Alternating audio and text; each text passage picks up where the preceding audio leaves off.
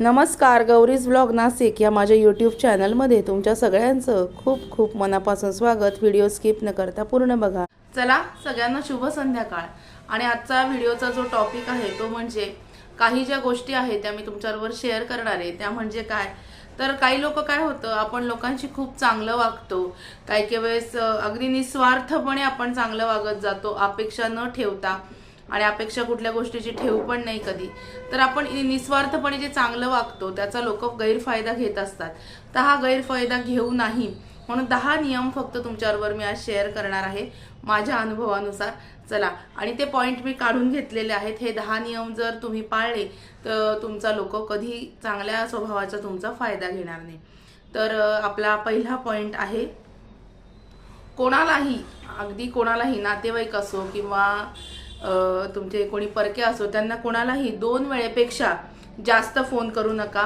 की आपल्यालाच खूप गरज आहे, समोरच्या अशाने काय होतं की आपल्यालाच खूप गरज आहे, समोरच्या माणसाला त्याची काहीही किंमत राहत नाही.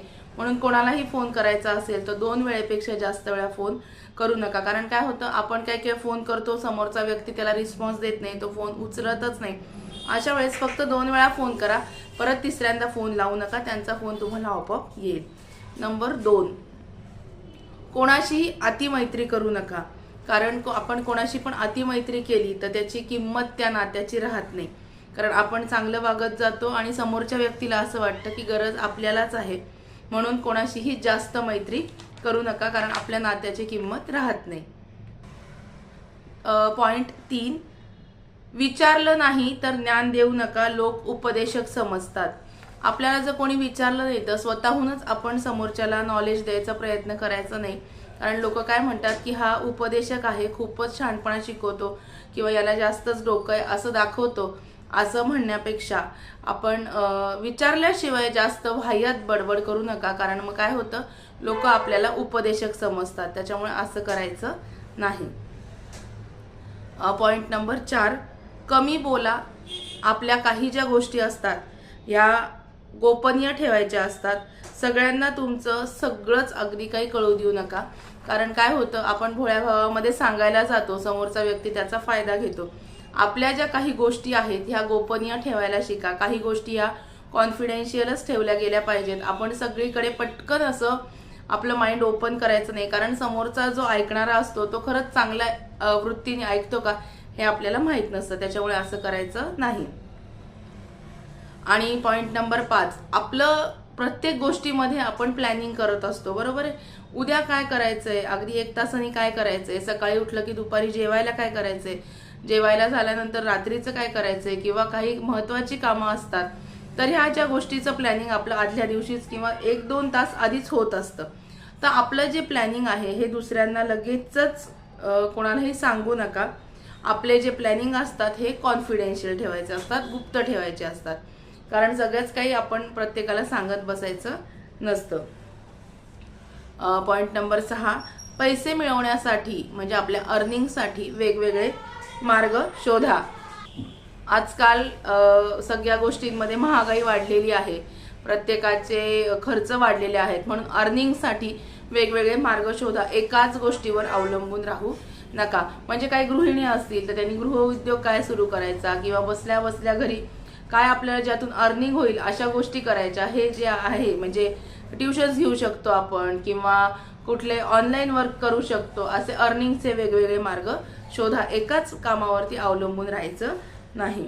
आणि पॉइंट नंबर 7, गरज बनू नका, पर्याय बना. लोक गरजेला विसरतात पण पर्याय निवडतात. लोकांची गरज बनायचं नाही. म्हणजे तुम्हाला मी सांगते की आपली गरज समोरच्याला आहे हे सारखं जाणवू द्यायचं नाही. थोडक्यात गोडी ठेवायची, जास्त अतिरेक कुठल्या गोष्टीचा करायचा नाही. कारण केव्हाही अति तिथेही मातीच होत असते. कारण लोक काय असतं की एक नाही झालं तर दुसरा पर्याय निवडत असतात. म्हणून पर्याय बनायचं नाहीये आपल्याला. प्रत्येक वेळेस समोरच्याला अवेलेबलच व्हायला पाहिजे असं नाही. पॉइंट नंबर आपला 8, सगळ्यांना खुश ठेवण्याची गरज नाही, स्वतःला हरवायचं नाही. दुसऱ्याला खुश ठेवण्यासाठी याला बरं वाटेल, मी असं वागली तर याला चांगलं वाटेल. अरे तुम्ही स्वतःला खुश ठेवा. दुसऱ्याला खुश ठेवण्यासाठी आपण काही जोकर नाही आहोत. दुसऱ्याला खुश ठेवता ठेवता आपली कधीतरी किंमत शून्य होऊन जाते, हे लक्षात ठेवा. म्हणून दुसऱ्याला खुश ठेवण्यासाठी स्वतःला आधी खुश ठेवण्याचा प्रयत्न करा. पॉइंट नंबर 9, जे योग्य वाटेल तेच करा. लोकांसाठी जगलात तर स्वतःला जगता येणार नाही. ऐकावे जनाचे आणि करावे मनाचे अशी म्हण आहे. ऐकून घ्यायचं. खूप उपदेशक असतात, आपल्याला खूप लोक शहाणपणा शिकवणारे, अक्कल शिकवणारे असतात.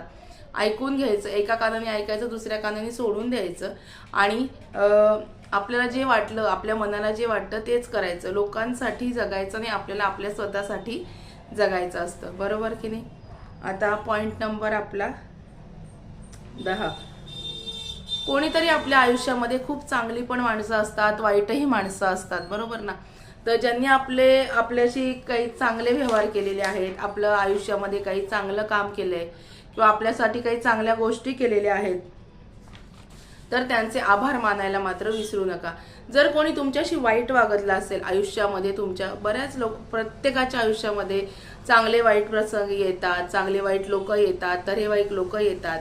तर आपल्याशी सुद्धा आयुष्यामध्ये कोणी चांगलं वागतं, कोणी वाईट वागतं. जर कोणी वाईट वागत असेल तर त्याला नक्की त्याची ओळख द्या, पण उद्धट शब्दात नाही तर गोड शब्दामध्ये त्याला त्याची ओळख देणं गरजेचं असतं. कारण ओळखच दिली नाही तर समोरच्या माणसाला असं वाटतं आपण जे वागतोय ते बरोबर आहे आणि यांना सगळं चालतंय, त्याच्यामुळे असं करायचं नाही. तर आपल्या आयुष्यामध्ये जर आपल्यासाठी कोणी चांगलं काम केलं असेल, आपल्याला कोणी चांगला मार्ग दाखवला असेल, आपल्याला कोणी मदत केली असेल, तर आयुष्यात त्यांचे नक्की आभार मानायला शिका. आणि असं जर तुम्ही वागलात तर आपली जी किंमत आहे ती आपण कधी ना कधी काय होतं, दुसऱ्याला चांगलं वाटेल म्हणून आपण चांगलंच वागत जातो आणि समोरचा माणूस त्याचा गैरफायदा घेत जातो. तर असं करता करता कुठे ना कुठे आपली किंमत शून्य होऊन जाते. म्हणून आपण कुठल्याही याच्यामध्ये मापात राहायला शिका, जास्त अतिरेक करायचा नाही. कुठल्याही गोष्टीची अति तिथे माती होत असते, एवढं लक्षात ठेवा. आणि हे 10 पॉईंट मी जे तुमच्याबरोबर शेअर केलेले आहेत, हे आपल्या आयुष्यात जर आपण फॉलो केले तर आपली किंमत जी आहे ती शून्य होत नाही आणि आपण म्हणजे आपला मार्ग सुकर होतो, डोक्याला कुठल्या प्रकारचा ताण होत नाही. तर आजचा हा जो व्हिडिओ आहे थोडके 4-5 पॉईंट तुमच्याबरोबर शेअर करण्याचा प्रयत्न केला. कसा वाटला व्हिडिओ ते मला नक्की कळवा. व्हिडिओ आवडला असेल तर व्हिडिओला लाईक, शेअर आणि सबस्क्राईब करायला विसरू नका. भेटूया अशाच नवीन व्हिडिओमध्ये नवीन विषयाबरोबर उद्याला. तोपर्यंत स्वतःची काळजी घ्या. Bye bye. Take care.